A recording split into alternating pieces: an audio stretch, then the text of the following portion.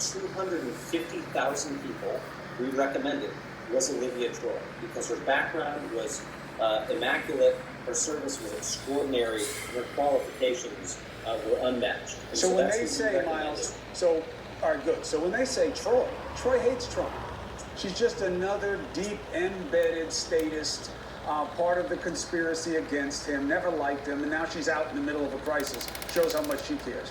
What's your response? Chris, I'm going to tell you my response. I had lunch with the Vice President of the United States in the West Wing of the White House, and he told me, to my face, Olivia Troy is doing an incredible job as my Homeland Security Advisor. Today, they sent out Pete Kellogg, the Vice President's National Security Advisor, to say Olivia was a disgruntled employee. Pete Kellogg told me this year, Olivia Troy is doing an incredible job. I'm so glad that DHS referred her to us. So it's bogus. This is what they do when someone criticizes them, Chris. But bigger picture, I would say this. Look, when we talk about accountability in American society, we think these days, especially after this summer with civil unrest, about things like body cams on police officers.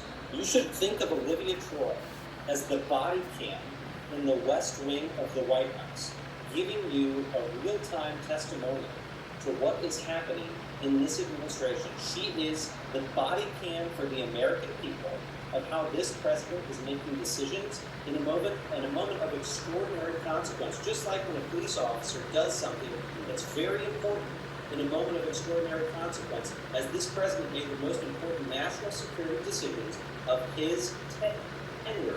Olivia Troy was there as the body cam, and now she's telling us what she saw, and America should listen. Abby, we've heard this before, that the president was worried that the pandemic would get in the way of the strength of the economy, and that's why he didn't want the pandemic to get too much attention early on, played it with the hoax line and everything else, right up until the resistance to masks. No? Well, he said it himself, Chris. I mean, the president told Bob Woodward on tape that he wanted to downplay it because he didn't want to cause panic.